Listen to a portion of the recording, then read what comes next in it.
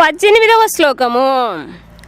అంతవంతా ఇమే దేహా నిత్యస్యోక్తాః శరీరిణః అనాశినో ప్రమేయస్య తస్మాత్ యుధ్యస్వ భారత. అంతవంతా నాశముతో కూడినవి ఇమే దేహ ఈ భౌతిక దేహములు నిత్యమైనట్టి ఉక్తాహ చెప్పబడినవి శరీరిణః దేహధారి యొక్క అనాశినః ఎన్నడును నశింపని అప్రమేయస్య అపరిమితుడు తస్మాత్ అందుచేత యుధ్యస్వ యుద్ధము చెయ్యుము భారత ఓ భరతవంశీయుడా. నాశములేనట్టి అపారమైనట్టి శాశ్వతమైనట్టి జీవాత్మ యొక్క భౌతిక దేహము తప్పక నశించియే తీరును. కనుక ఓ భరతవంశీయుడా నీవు యుద్ధము చెయ్యుము. భాష్యము. భౌతిక దేహము స్వభావరీత్యా నశించు స్వభావమును కలిగి ఉండును. అది వెంటనే నశింపవచ్చును, లేక 100 సంవత్సరముల తరువాతనైనను నశింపవచ్చును. కాలభేదము మాత్రమే ఉండును. దానిని శాశ్వతముగా పోషించు అవకాశమే లేదు. కానీ ఆత్మ ఎంత సూక్ష్మమైనదనగా అది శత్రువుకు కూడా గోచరింపదు. ఇక అప్పుడు దానిని చంపుటను గూర్చి వేరుగా చెప్పనవసరము లేదు. గత శ్లోకములో చెప్పబడినట్లు మిక్కిలి సూక్ష్మమైన ఆత్మ పరిమాణమును కొలుచు పద్ధతిని ఎవరునూ ఎరుగరు. అట్టి ఆత్మ ఎవరి చేతను చంపబడదు. కనుక దేహము కోరినంత కాలము గాని శాశ్వతముగా గాని రక్షించబడుట కుదరదు. కనుక ఈ 2 కోణములను అనుసరించి చూచినను దుఃఖమునకు ఎట్టి కారణము ఉండదు. అనుపరిమాణ ఆత్మ కర్మానుసారము వివిధ రకముల దేహములను పొందుతుండును. కనుక మనమందరము ధర్మ నియమములను తప్పక పాటించవలెను. జీవుడు పరంజ్యోతి అంశమగుటచే వేదాంత సూత్రము 2:3:26లో అతడు జ్యోతిస్వరూప లక్షణుడిగా వర్ణించబడెను.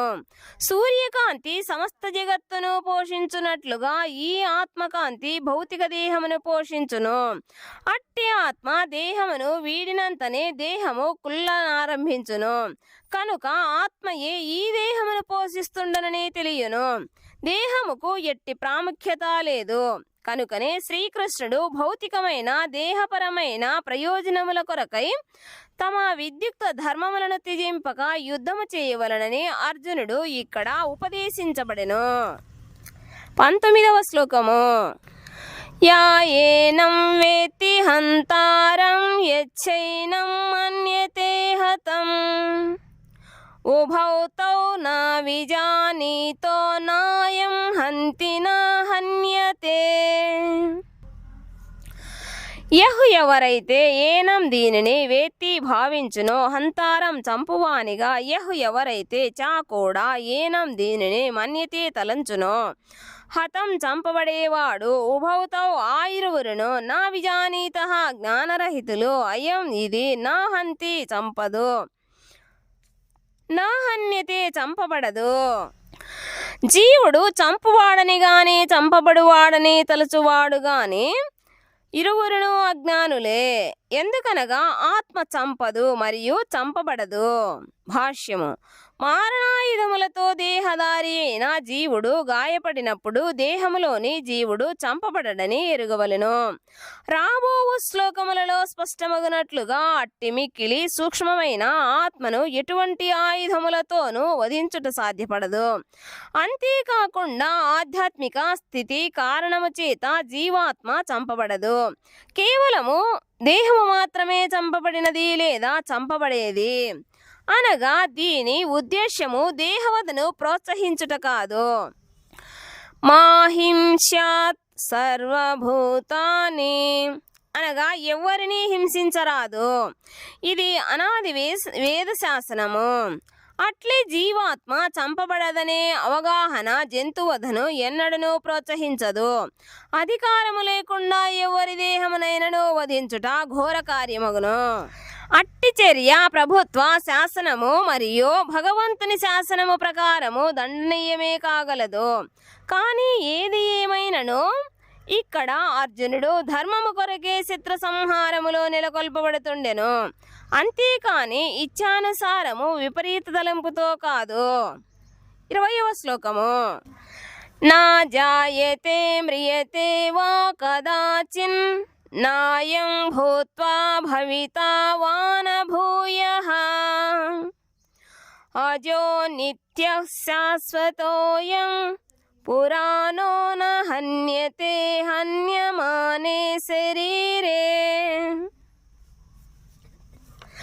నా జాయతే జన్మించదు, మ్రియతే మరణించదు, వా కూడా కదాచిత్ ఎన్నడును, భూత భవిష్యత్తు వర్తమానములలో నా కాదు, అయం ఇది, భూత్వా జన్మించి భవితా జన్మిస్తూ, వా లేక నా లేదు, భూయః తిరిగి జన్మించుట, అజః పుట్టుకలేనిది, నిత్యః నిత్యమైనది, శాశ్వతః శాశ్వతమైనది, అయం ఇది, పురాణః ప్రాచీనమైనది, నా హన్యతే చంపబడదు, హన్యమానే చంపబడినను, శరీరే శరీరము.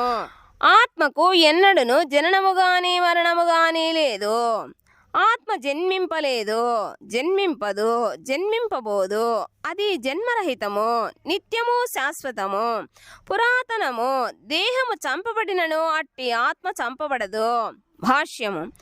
అనుపరిమాణ అంశయైన ఆత్మ భగవానునితో గుణైక్యమును కలిగినట్టిది. దేహము వలె అది మార్పు చెందదు. కొన్నిసార్లు ఆత్మ స్థిరము లేదా కూటస్థ పిలువబడును. దేహము 6 విధములైన మార్పులకు లోనగును.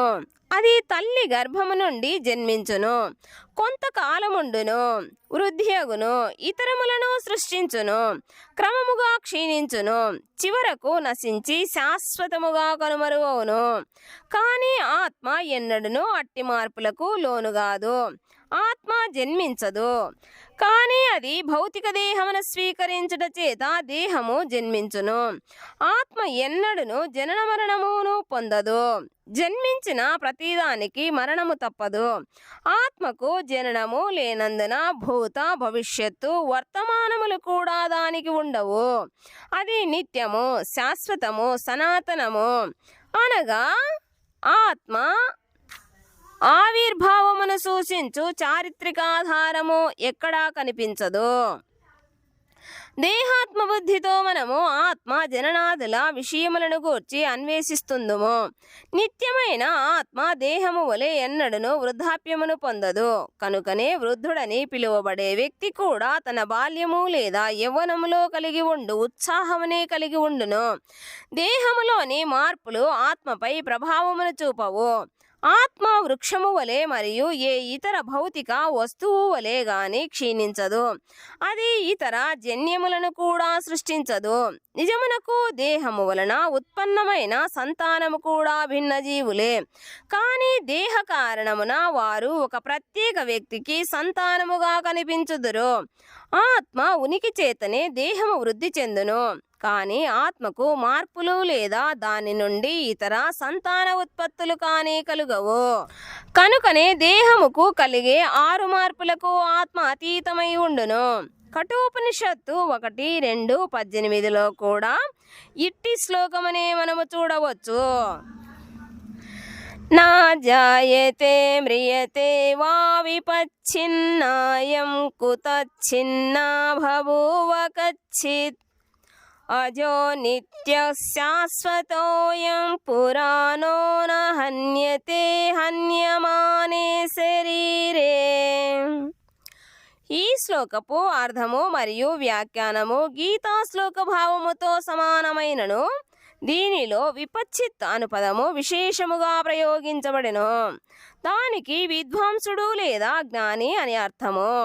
ఆత్మ అనేది జ్ఞానపూర్ణము లేదా ఎల్లప్పుడూ చైతన్యపూర్ణము. కనుక చైతన్యము ఆత్మలక్షణము. హృదయములో నెలకొనిన ఆత్మను కనుగొనలేకపోయినను చైతన్యవంతమైన ఆత్మ ఉనికిని వ్యక్తి గుర్తింపవచ్చును. కొన్నిసార్లు మేఘముల కారణమున లేదా ఇతర కారణముల చేత ఆకాశములో సూర్యుని మనము చూడలేకపోవచ్చును. కానీ సూర్యకాంతిని బట్టి అది పగటి సమయమని మనము నిర్ణయించుకొందుము. తెల్లవారుజామున ఆకాశములో కొంత వెలుగు కనిపించగానే సూర్యుడు ఆకాశములో ఉదయించనని ఎరుగగలుగుదుము.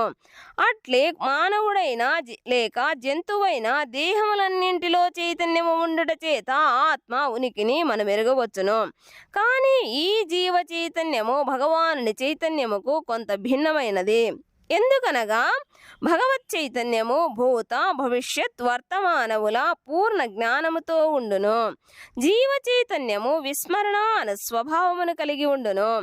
జీవుడు తన నిజస్థితిని విస్మరించినప్పుడు దానిని పునరుద్ధరించుకొనుటకు శ్రీకృష్ణ భగవానుని అత్యుత్తమ బోధనల నుండి జ్ఞానమును మరియు వికాసమును పొందవచ్చును. అంతేకాని శ్రీకృష్ణ భగవానుడు విస్మరణ స్వభావము కలిగినట్టి జీవాత్మ వంటివాడు కాడు. లేనిచో అతని భగవద్గీత బోధనలు నిరుపయోగములయ్యేవి. అనుపరిమాణ ఆత్మ అనగా అణు ఆత్మ మరియు పరమాత్మ విభు ఆత్మ అని 2 రకముల ఆత్మలు కలవు.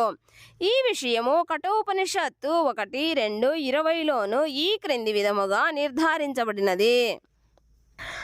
అనోరణీయాన్ మహతో మహీయాన్ ఆత్మస్య జంతోర్నిహితో గుహాయాం తమక్రతుః పశ్యతి వీతశోకో ధాతుః ప్రాసాదాన్ మహిమానమాత్మనః.